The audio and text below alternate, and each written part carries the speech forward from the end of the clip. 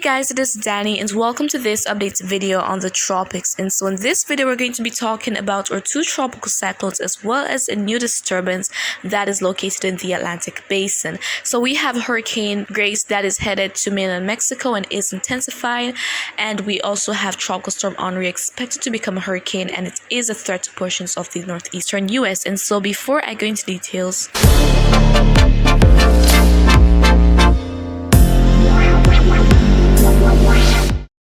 okay, and so let us start off with that new disturbance out in the Atlantic. So looking at the 5-day outlook from the National Hurricane Center, we're seeing here that it is given a 20% chance to potentially develop into a tropical cyclone during the next 5 days. And actually development is not likely during the weekend because it is going to be interacting with another wave that is emerging off Africa. But once it's going to be accelerated more to the northwest, then we could have it having a chance to develop once there is no Saharan dust intrusion, and then the wind shear is also conducive as well as warm enough ocean temperatures. And so we will talk about those conditions later down in this video. And so fortunately, as of right now, the system does not look as though it will be a threat to land, but we still have to watch it during the next couple of days. We don't know, it might head to Bermuda, it might head to the US, or it could just stay out to sea.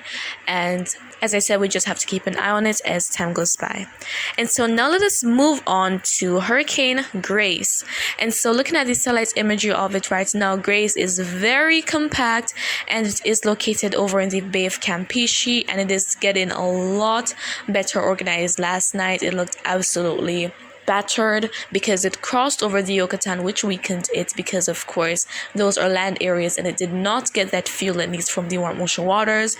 And so now that it is getting all that fuel, it is rapidly intensifying.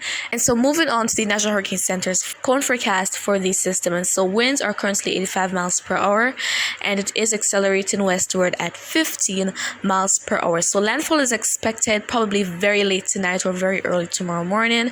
And so basically you could say that strengthening is going to be happening throughout today. And so I wouldn't be surprised if Grace manages to make it to a Category 2 system. And we do have a hurricane warning that is in effect for portions of Mexico, guys. And so that means that hurricane conditions are likely and will most likely be occurring as we're going to be heading into very early tomorrow morning. And so right now we have a hurricane warning that is in effect for the coast of mainland Mexico from Puerto Veracruz to Cabo Rojo, and we have a tropical storm warning which is highlighted in blue, be in effect for the coast of mainland Mexico from north of Cabo Rojo to Barra del Tordo. So hurricane warning, as I said, means that hurricane conditions are expected, and in this case it would be late tonight going into tomorrow. And so guys, if you're there, please ensure that you're in a safe location. You're not in somewhere that is flood prone, somewhere that is very sturdy, because those winds can do some damage, especially with further intensification anticipated with Grace. And so afterwards it is expected to just cross over mainland Mexico and rapidly weaken due to the high terrain. And so afterwards it will likely emerge into the eastern Pacific as a post-tropical cyclone, and it could re-intensify if we do have conditions over in the EPAC being conducive, but it could just dissipate and make its way out as a defeated system. And so now let's move on to Tropical Storm Henri.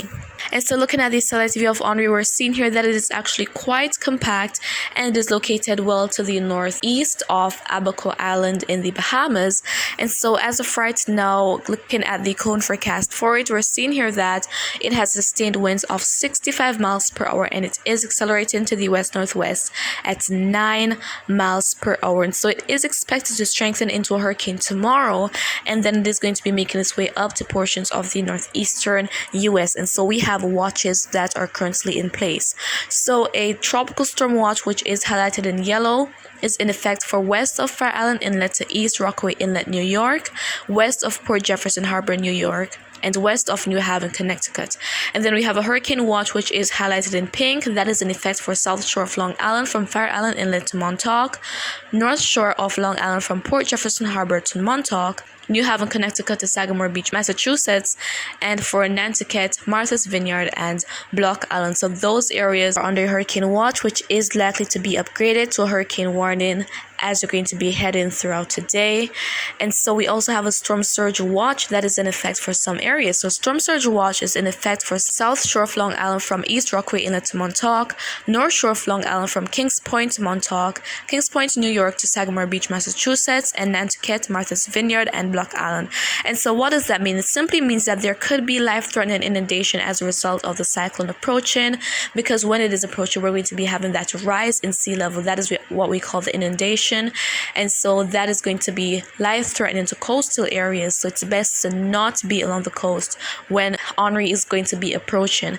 And so guys, please take the necessary precautions and stay safe.